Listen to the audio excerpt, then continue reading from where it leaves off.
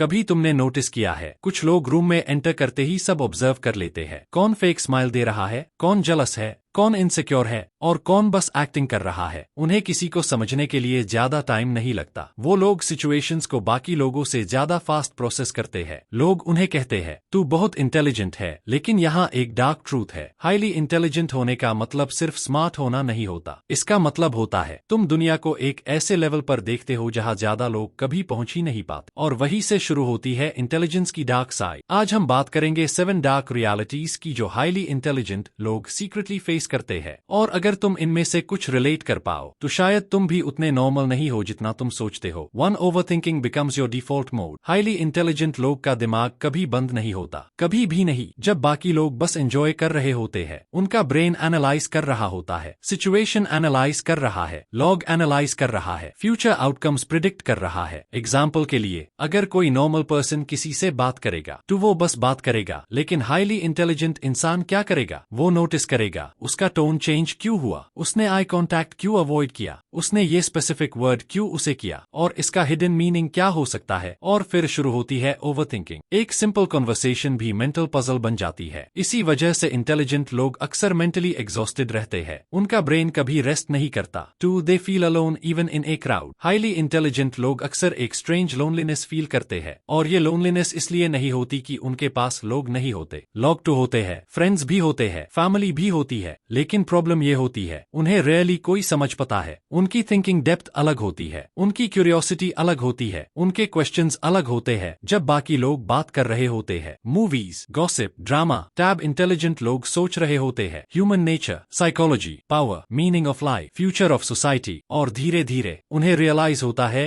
कि उनके थॉट्स का फ्रीक्वेंसी बाकी लोगों से मैच ही नहीं करता, और इसी वजह से वो अक्सर फील करते हैं I don't belong here. 3 they see through people too easily. Highly intelligent लोग एक डेंजरस एबिलिटी डेवलप कर लेते हैं, दे कैन रीड पीपल, और ये एबिलिटी ब्लेसिंग भी है और कर्स भी। वो नोटिस कर लेते हैं fake kindness, hidden jealousy, manipulation, insecurity. जब कोई इंसान स्वीट बनकर बात कर रहा होता है, हाईली इंटेलिजेंट पर्सन ऑलरेडी समझ चुका होता है कि उसके पीछे इंटेंशन क्या है। प्रॉब्लम यह है जब तुम लोगों को इतना क्लियरली देखने लगते हो तो ट्रस्ट करना मुश्किल हो जाता है। तुम्हें पता होता है कौन मास्क पहने हुए है, और सच ये है दुनिया में बहुत लोग मास्क पहने हुए हैं। इसीलिए इंटेलिजेंट लोग अक्सर इमोशनली गार्डेड हो जाते हैं। 4 हैप्पीनेस बिकम्स हार्डर। ये थोड़ा शॉकिंग लग सकता है, लेकिन रिसर्च और साइकोलॉजी दोनों ये सजेस्ट करते हैं कि ज्यादा इंटेलिजेंस कभी कभी हैप्पीनेस को रिड्यूस कर देता है। क्यों? क्योंकि इंटेलिजेंट लोग दुनिया की प्रॉब्लम्स को इग्नोर नहीं कर पाते, वो नोटिस करते हैं सोसाइटी में injustice, human hypocrisy, manipulation, power structure. जहां नॉर्मल लोग बस लाइफ एंजॉय करते हैं, वहां इंटेलिजेंट लोग सिस्टम को क्वेश्चन कर रहे होते हैं। और जब तुम दुनिया को डीपली समझने लगते हो तो कभी कभी इनोसेंस चली जाती है, और इनोसेंस के साथ सिंपल हैप्पीनेस भी चली जाती है। 5 they often feel misunderstood. Highly intelligent लोग अक्सर ये फील करते हैं